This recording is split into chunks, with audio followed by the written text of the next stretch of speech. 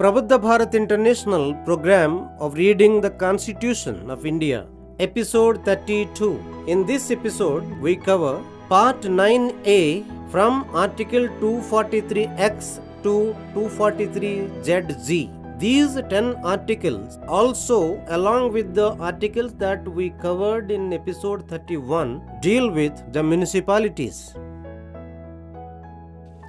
భారత రాజ్యాంగము ప్రబుద్ధ భారత్ నిర్మాణం. ప్రబుద్ధ భారత్ ఇంటర్నేషనల్ ఆధ్వర్యంలో రాజ్యాంగ పఠనానికి ఆహ్వానం. నా పేరు ఝాన్సీ గెడ్డం.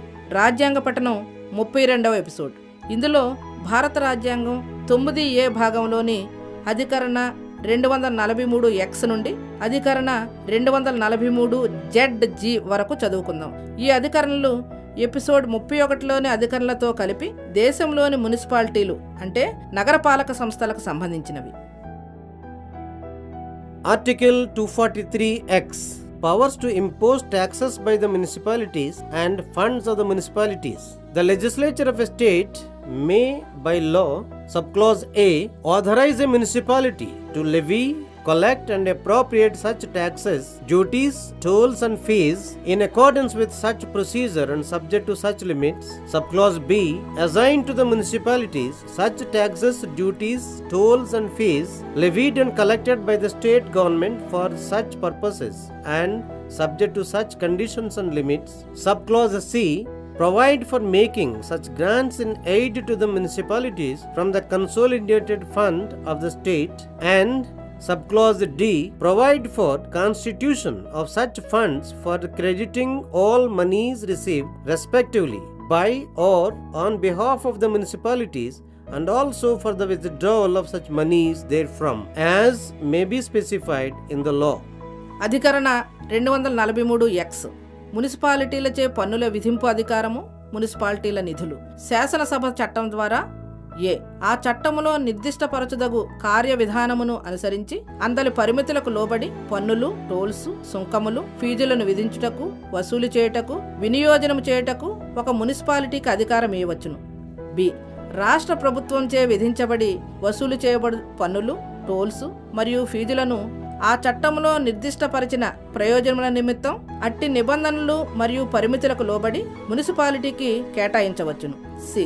రాష్ట్ర కన్సాలిడేటెడ్ ఫండ్ అంటే రాష్ట్ర సంచిత నిధి నుండి మున్సిపాలిటీలకు గ్రాంట్స్ ఇన్ ఎయిడ్ అంటే సహాయక గ్రాంట్లను ఇచ్చుటకు నిబంధించవచ్చును. మరియు డి. మున్సిపాలిటీలచే మరియు వాటి తరపున స్వీకరించబడు అన్ని ఆదాయములను జమ చేయడానికి శాసనములో పేర్కొనినట్టి నిధులను ఏర్పాటు చేయవచ్చును మరియు వాటి నుండి అట్టి మొత్తములను తీసుకొనుటకు నిబంధించవచ్చును. Article 243Y, Finance Commission. Clause 1. The Finance Commission constituted under Article 243I shall also review the financial position of the municipalities and make recommendations to the governor as to Subclause A, the principles which should govern 1. The distribution between the state and the municipalities of the net proceeds of the taxes, duties, tolls and fees leviable by the state, which may be divided between them under this part, and the allocation between the municipalities at all levels of their respective shares of such proceeds. 2. The determination of taxes, duties, tolls and fees which may be assigned to or appropriated by the municipalities. 3. The grants in aid to the municipalities from the consolidated fund of the state. Subclause B, the measures needed to improve the financial position of the municipalities. Subclause C, any other matter referred to the Finance Commission by the governor in the interest of sound finance of the municipalities. Clause 2, the governor shall cause every recommendation made by the commission under this article, together with an explanatory memorandum as to the action taken thereon, to be laid before the legislature of the state. అధికరణ 243Y, ఆర్థిక సంఘము. Clause 1. అధికరణ 243I క్రింద నియమించబడిన ఆర్థిక సంఘము మున్సిపాలిటీల ఆర్థిక స్థితిగతులను కూడా సమీక్షించి ఈ క్రింది విషయములపై గవర్నర్కు సిఫారసు చేయును. ఏ. ఆర్థిక సంఘము ఆదేశించు సూత్రాలు. 1. రాష్ట్ర ప్రభుత్వంచే విధించబడి ఈ భాగము క్రింద విభజించవలసి ఉన్న పన్నులు, సుంకములు, టోల్స్ మరియు ఫీజుల నికర రాబడులను రాష్ట్ర ప్రభుత్వం మరియు మున్సిపాలిటీల మధ్య పంపిణీ చేయటంలో పాటించవలసిన సూత్రాలు, అట్టి రాబడులలో అన్ని స్థాయిల మున్సిపాలిటీలకు రావలసిన వాటాలను కేటాయించడానికి సంబంధించిన సూత్రాలు. 2. మున్సిపాలిటీలకు కేటాయించబడి వాటిసే సద్వినియోజనం చేయబడు పన్నులు, టోల్స్, ఫీజులను, సుంకాలు నిర్ధారించుటకు సంబంధించిన సూత్రాలు. 3. రాష్ట్ర సంచిత నిధి నుండి మున్సిపాలిటీలకు చెల్లించవలసిన సహాయక గ్రాంట్లకు చెందిన సూత్రాలు. బి. మున్సిపాలిటీల ఆర్థిక స్థితిగతులను మెరుగుపరచడానికి తీసుకొనవలసిన చర్యలను సూచించే సలహాలు. సి. మున్సిపాలిటీల ప్రయోజనార్థం మరియు వాటికి పటిష్టవంతమైన ఆర్థిక సామర్థ్యాన్ని కలిగించే నిమిత్తం గవర్నరు ఆర్థిక సంగమనకు నిర్దేశించిన ఏదైనా ఇతర విషయం గురించి సలహాలు. క్లాజ్ 2. గవర్నర్ తీసుకున్న చర్యపై సవివరణాత్మక మెమోరాండంతో పాటు సంఘము చేసిన ప్రతి సిఫారసును రాష్ట్ర శాసనసభ సమక్షంలో ఉంచబడినట్లు చూడవలెను. Article 243Z Audit of Accounts of Municipalities. The legislature of a state may, by law, make provision with respect to the maintenance of accounts by the municipalities and the auditing of such accounts. అధికరణ 243Z మున్సిపాలిటీల అకౌంటులను audit చేయుట. ఒక రాష్ట్ర శాసనసభ శాసనము ద్వారా మున్సిపాలిటీలచే నిర్వహించబడు అకౌంట్లకు సంబంధించి ఆ అకౌంట్ల ఆడిట్కు సంబంధించి నిబంధనలు చేయవచ్చును. Article 243ZA Elections to the Municipalities. Clause 1. The superintendent's direction and control of the preparation of the electoral rolls for and the conduct of all elections to the municipalities shall be vested in the State Election Commission referred to in Article 243K. Clause 2. Subject to the provisions of this Constitution, the legislature of a state may, by law, make provision with respect to all matters relating to or in connection with elections to the municipalities. అధికరణ 243ZA మున్సిపాలిటీలకు ఎన్నికలు. మున్సిపాలిటీలకు జరిపే అన్ని ఎన్నికల నిమిత్తం ఓటర్ల జాబితాలను తయారు చేయడంపై మరియు ఎన్నికలను నిర్వహించడంపై పర్యవేక్షణ, నిర్దేశము, నియంత్రణ చేయ అధికారములు 243Kలో పేర్కొనబడిన రాష్ట్ర ఎన్నికల సంఘానికి ఇవ్వబడ్డాయి. క్లాజ్ 2. రాజ్యాంగ నిబంధనలకు లోబడి రాష్ట్ర శాసన వ్యవస్థ శాసనము ద్వారా మున్సిపాలిటీలకు జరుపు ఎన్నికలకు సంబంధించిన లేదా ముడిపడి ఉన్న అన్ని విషయములపై నిబంధనలు చేయవచ్చును. Article 243ZB Application to Union Territories. The provisions of this part shall apply to the Union Territories and shall, in application to a Union Territory, have effect as if the references to the Governor of a state were references to the Administrator of the Union Territory appointed under Article 239 and references to the Legislature or the Legislative Assembly of a state were references in relation to a union territory having a legislative assembly to that legislative assembly, provided that the President may, by public notification, direct that the provisions of this part shall apply to any union territory or part thereof, subject to such exceptions and modifications as he may specify in the notification.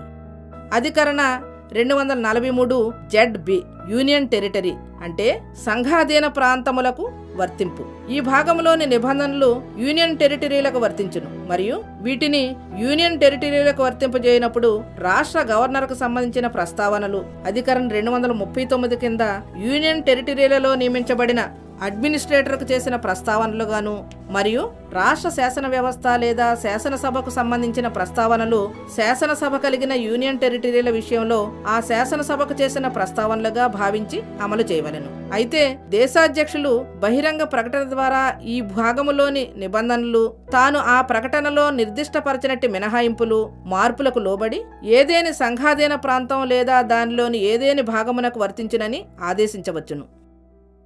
Article 243ZC Part not to apply to certain areas. Clause 1. Nothing in this part shall apply to the scheduled areas referred to in Clause 1 and the tribal areas referred to in Clause 2 of Article 244. Clause 2.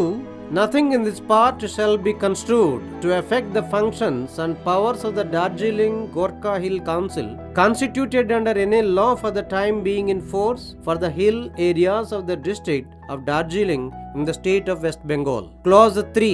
Notwithstanding anything in this constitution, Parliament may by law extend the provisions of this part to the scheduled areas and the tribal areas referred to in Clause 1, subject to such exceptions and modifications as may be specified in such law, and no such law shall be deemed to be an amendment of this constitution for the purposes of Article 368.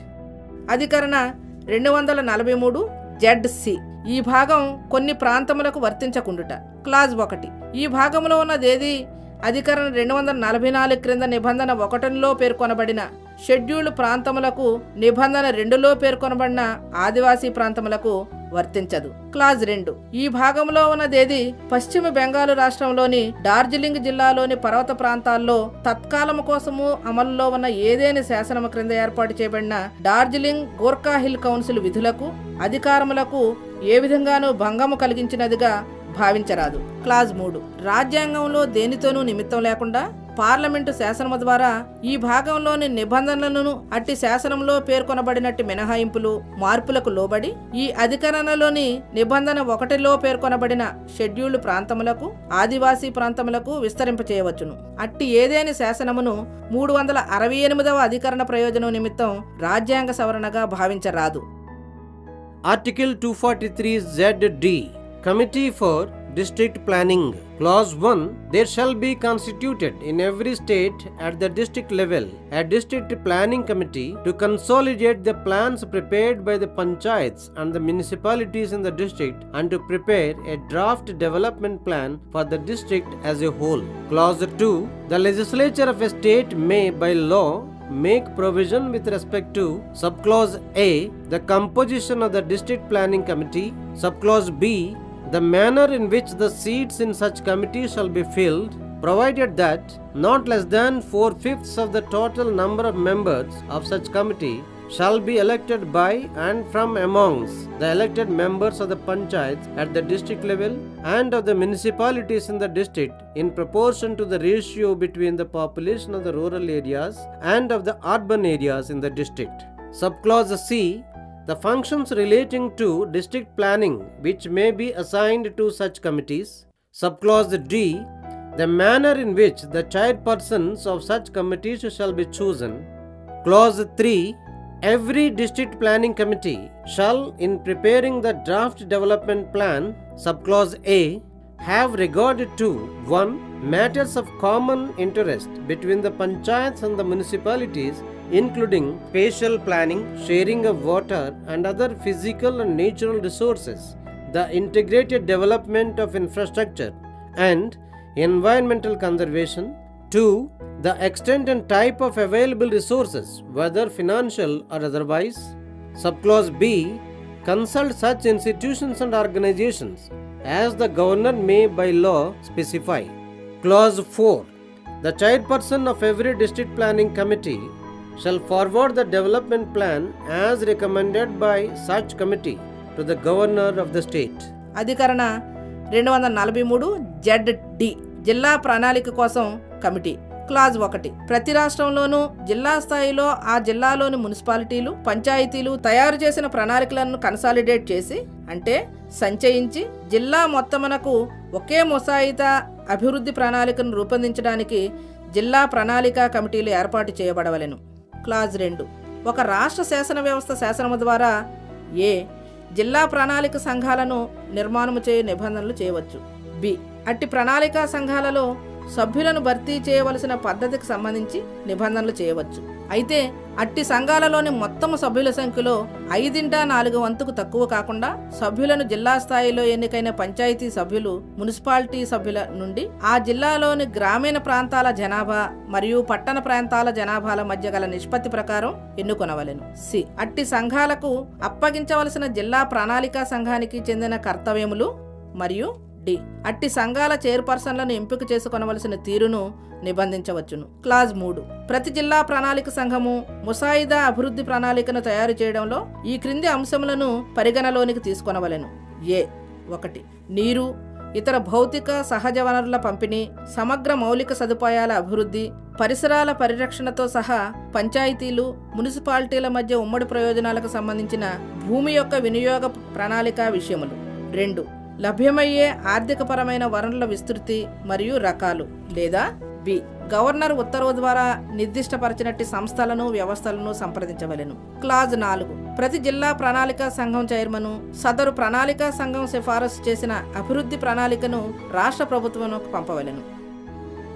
Article 243ZE Committee for Metropolitan Planning. Clause 1. There shall be constituted in every metropolitan area a Metropolitan Planning Committee to prepare a draft development plan for the metropolitan area as a whole. Clause 2. The legislature of a state may by law make provisions with respect to Subclause A. The composition of the Metropolitan Planning Committees. Subclause B.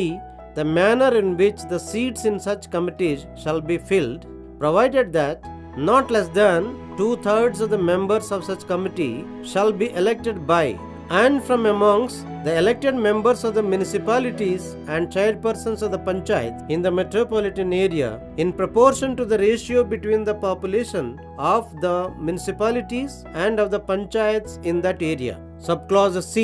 The representation in such committees of the Government of India and the Government of the state and of such organizations and institutions as may be deemed necessary for carrying out the functions assigned to such committees. Subclause D. The functions relating to planning and coordination for the metropolitan area which may be assigned to such committees. Subclause E. The manner in which the chairpersons of such committees shall be chosen. Clause 3. Every metropolitan planning committee shall, in preparing the draft development plan, subclause A, have regard to 1. The plans prepared by the municipalities and the panchayats in the metropolitan area. 2. Matters of common interest between the municipalities and the panchayats, including coordinated spatial planning of the area, sharing of water and other physical and natural resources, the integrated development of infrastructure and environmental conservation. 3. The overall objectives and priorities set by the Government of India and the Government of the state. 4. The extent and nature of investments likely to be made in the metropolitan area by agencies of the Government of India and of the Government of the state and other available resources, whether financial or otherwise. Subclause B. Consult such institutions and organizations as the governor may by order specify. Clause 4. The chairperson of every metropolitan planning committee shall forward the development plan as recommended by such committee to the government of the state. అధికరణ 243 ZE metropolitan ప్రణాళిక కోసం committee. Clause 1. ప్రతి metropolitan ప్రాంతమునకు ఒక metropolitan ప్రణాళికా సంఘం ఏర్పాటు చేయబడుతుంది. Metropolitan area సమగ్రాభివృద్ధికి అవసరమైన ముసాయిదా ప్రణాళికను ఆ కమిటీ రూపొందిస్తుంది. క్లాజ్ 2. రాష్ట్ర శాసనసభ శాసనము ద్వారా ఏ. మెట్రోపాలిటన్ ప్రణాళికా సంఘాల కూర్పుకు సంబంధించిన నిబంధనలు చేయవచ్చు మరియు బి. అట్టి సంఘాలలో సభ్యులను భర్తీ చేయవలసిన తీరుకు సంబంధించి నిబంధనలు చేయవచ్చు. అయితే అట్టి ప్రణాళికా సంఘాలలోని 3/2 తక్కువ కాకుండా సభ్యులను ఆ మెట్రోపాలిటన్ ప్రాంతంలోని ఎన్నికైన మున్సిపాలిటీ సభ్యులు మరియు పంచాయతీల చైర్మన్ల నుండి ఆ మున్సిపాలిటీల జనాభా మరియు ఆ ప్రాంతంలోని పంచాయతీల జనాభాల మధ్య గల దామాషా ప్రకారం ఎన్నుకొనవలెను. సి. అట్టి సంఘాలకు అప్పగించిన పనులను నిర్వహించుట కొరకు అవసరమని భావించినట్టు భారత ప్రభుత్వ ప్రాతినిధ్యం కోసం, రాష్ట్ర ప్రభుత్వ ప్రాతినిధ్యం కోసం, ఇతర వ్యవస్థల సంస్థల ప్రాతినిధ్యం కోసం నిబంధనలు చేయవచ్చు. డి. అట్టి సంఘాలకు అప్పగించదగు మెట్రోపాలిటన్ ప్రాంత ప్రణాళిక మరియు సమన్వయ పనులకు సంబంధించిన నిబంధనలు చేయవచ్చు మరియు ఈ. అట్టి కమిటీల చైర్పర్సన్లను ఎంపిక చేసుకోవలసిన తీరును నిబంధించవచ్చును. క్లాజ్ 3. ప్రతి మెట్రోపాలిటన్ ప్రణాళిక కమిటీ ముసాయిదా అభివృద్ధి ప్రణాళికను తయారు చేయడంలో 1. ప్రతి మెట్రోపాలిటన్ ప్రాంతంలోని మున్సిపాలిటీలు, పంచాయతీలు తయారు చేసిన ప్రణాళికలను పరిగణించాలి. 2. భూతల వినియోగ ప్రణాళికను, నీరు, ఇతర సహజ వనరుల పంపిణీ, సమగ్ర మౌలిక సదుపాయాల అభివృద్ధి, పరిసరాల పరిరక్షణతో సహా మున్సిపాలిటీలు, పంచాయతీల మధ్య ఉమ్మడి ప్రయోజనాలకు సంబంధించిన వివరములు. 3. భారత ప్రభుత్వము, రాష్ట్ర ప్రభుత్వము ఏర్పరిచిన సమగ్ర లక్ష్యములు, ప్రాధాన్యాలు. 4. భారత ప్రభుత్వ సంస్థలు, రాష్ట్ర ప్రభుత్వ సంస్థలు మెట్రోపాలిటన్ ప్రాంతంలో చేయగల పెట్టుబడుల విస్తృతి మరియు స్వభావము, అక్కడ లభ్యమగు ఆర్థికమైన లేదా ఇతర విధమైన వనరులను దృష్టి అందుంచుకొనవలెను. బి. గవర్నర్ ఉత్తర్వు ద్వారా నిర్దిష్టపరచినట్టి సంస్థలను, వ్యవస్థలను సంప్రదించవలెను. క్లాజ్ 4. ప్రతి మెట్రోపాలిటన్ ప్రణాళిక సంఘ చైర్మను అట్టి సంఘం సిఫారసు చేసిన అభివృద్ధి ప్రణాళికను రాష్ట్ర ప్రభుత్వమునకు పంపవలెను. Article 243 ZF Continuance of existing laws and municipalities. Notwithstanding anything in this part, any provision of any law relating to municipalities in force in a state immediately before the commencement of the Constitution 74th Amendment Act 1992, which is inconsistent with the provisions of this part, shall continue to be in force until amended or repealed by a competent legislature or other competent authority, or until the expiration of 1 year from such commencement, whichever is earlier, provided that all the municipalities existing immediately before such commencement shall continue till the expiration of their duration, unless sooner dissolved by a resolution passed to that effect by the legislative assembly of that state, or in the case of a state having a legislative council, by each house of the legislature of that state. అధికరణ 243 ZF మున్సిపాలిటీలు మరియు ప్రస్తుతమైన శాసనముల కొనసాగింపు. ఈ భాగంలో దేనితోనూ నిమిత్తం లేకుండా ఈ రాజ్యాంగ 74వ సవరణ చట్టం 1992 ప్రారంభానికి ముందు అమలులో ఉండి ఈ భాగపు నిబంధనలకు అసంగతముగా ఉన్న మున్సిపాలిటీలకు సంబంధించిన ఏదేని శాసనము యొక్క ఏదేని నిబంధన తగిన అధికారము గల శాసన వ్యవస్థ లేదా ఇతర అధికార వ్యవస్థ దానిని సవరించుట లేదా రద్దు చేయుట లేదా అట్టి ప్రారంభము నుండి 1 సంవత్సరం పూర్తగుట వీటిలో ఏది ముందు జరుగునో అంతవరకు అమలులో కొనసాగును. అయితే ఆ రాష్ట్రపు శాసనసభ లేదా శాసన పరిషత్తు ఉన్న రాష్ట్రంలో అట్టి శాసన వ్యవస్థలోని ప్రతి సభ చేసిన తీర్మానం ద్వారా త్వరితంగా ముందే రద్దు చేస్తే తప్ప అట్టి ప్రారంభానికి ముందు నుంచి ఉన్న అన్ని మున్సిపాలిటీలు వాటి కాల పరిమితి పూర్తగునంత వరకు కొనసాగును. Article 243 ZG Bar to interference by courts in electoral matters. Notwithstanding anything in this constitution, subclause A, the validity of any law relating to the delimitation of constituencies or the allotment of seats to such constituencies made or purporting to be made under Article 243 ZA shall not be called in question in any court. Subclause B, no election to any municipality shall be called in question except by an election petition presented to such authority and in such manner as is provided for by or under any law made by the legislature of a state. With this, episode 32 completes. అధికరణ 243 ZG ఎన్నికల విషయంలో కోర్టుల జోక్యము నిషేధం. ఈ రాజ్యాంగంలో ఉన్న దేనితోనూ నిమిత్తం లేకుండా ఏ. అధికరణ 243 ZF క్రింద చేసిన లేదా చేయబడబోతున్న నియోజకవర్గముల విభజనకు లేదా అట్టి నియోజకవర్గములకు స్థానాల కేటాయింపుకు చెందిన శాసనపు మాన్యత లేక చెల్లుబడి ఏ న్యాయస్థానంలోనూ ప్రశ్నించరాదు. బి. మున్సిపాలిటీ ఏ ఎన్నికను రాష్ట్ర శాసన వ్యవస్థ చేసిన ఏదేని శాసనము ద్వారా లేదా శాసనము క్రింద నిబంధించినట్టి అధికారికి నిబంధించిన తీరులో ఒక ఎన్నికల పిటిషన్ ద్వారా తప్ప ఏ కోర్టులోనూ ప్రశ్నించరాదు.